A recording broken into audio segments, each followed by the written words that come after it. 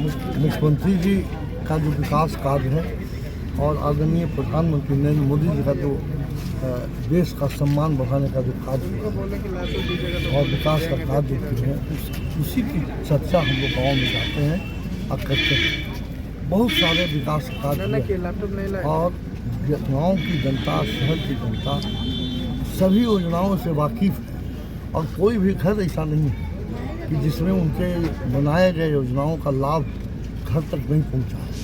वो जितने भी लोग से मिलते हैं सब लोग काफ़ी प्रसन्न हैं और काफ़ी उत्साहित हैं लोग कि 11 तारीख को जो वोट होना है उसमें ईवीएम पर 1 नंबर पर जो बटन है तीर छाप का, उसको दबा के एनडीए के उम्मीदवार के रूप में मुझे अपना आशीर्वाद देंगे और मुख्यमंत्री और प्रधानमंत्री जी का हाथ को मजबूत। पहले चरण के मतदान के बाद दूसरे चरण का मतदान होना है, कितना जोश है अब? देखिए, आपको तो गांव घूम रहे हैं तो दिखाई पड़ रहा होगा, एक एक व्यक्ति उत्साहित है और जो जिस घर में मर्द खिलाफ में है उस घर की महिला उत्साहित होकर बोलती है कि ये दें या न दें हम तो देवे करें। तो इस तरह का अभिव्यक्ति जब आ रहा है बोलने में, आप समझ सकते हैं कि किस तरह का मतदाताओं में उत्साह। तो हम यही कह रहे हैं कि अभी आदरणीय मुख्यमंत्री जी नीतीश बाबू, आदरणीय प्रधानमंत्री नरेंद्र मोदी जी के कार्यों के विकास पर और शांति, आदरणीय मुख्यमंत्री जी जो शांति कायम की है बिहार में 2005 के बाद से, उसको लोग पूरा सहज स्वीकार कर रहे हैं। लोग बोलते हैं कि हम रात में चैन से सोते हैं और दिन में हम अपना सब काम करते हैं, बच्चे पढ़ते हैं और हम लोग किसानी काम करते हैं।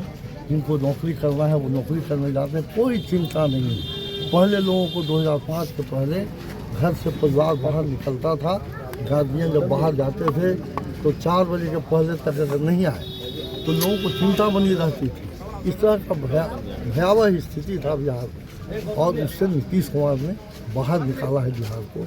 बिहार आज विकास के रास्ते पर चल पड़ा है और काफ़ी और आगे जाना है। इसलिए दिल्ली में भारत सरकार में आपके एनडीए की सरकार है, बिहार में भी एनडीए की सरकार है कि पूरी संभावना है कि जहानाबाद भी उस विकास के रास्ते पर दौड़ेगा जब एनडीए का उम्मीदवार जीत के विधानसभा में जाए। ये तो बिहार में बहुत विकास हुआ है, लेकिन अब अपने लोगों के बीच में क्या वादा करके जाएंगे आज?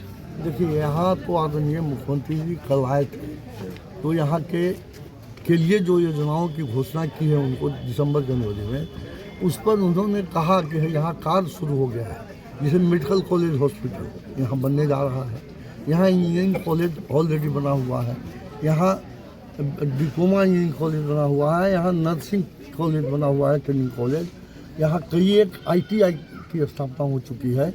इसलिए यहाँ मूल जो समस्या है वो समस्याओं पर पूरा ध्यान है सरकार का, जो है कि सिंचाई की व्यवस्था कृषकों के लिए और सुदृढ़ होनी चाहिए।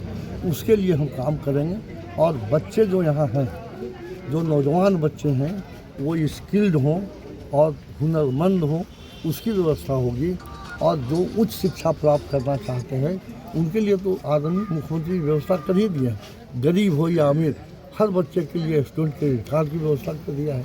तो यहाँ पूरा व्यवस्था है, जो नहीं है तो सब बचा हुआ जो काम है उसको हम आगे बढ़ाएं। जनता से क्या अपील करेंगे? हम तो यही फील कर रहे हैं कि जनता जिस तरह से उत्साहित है उस तरह से जीत पक्की है। अब वोट कितना ज़्यादा से ज़्यादा आएगा इसकी गिनती तो 14 तारीख को, बस मार्जिन का इंतजार है नहीं एकदम। सर अभी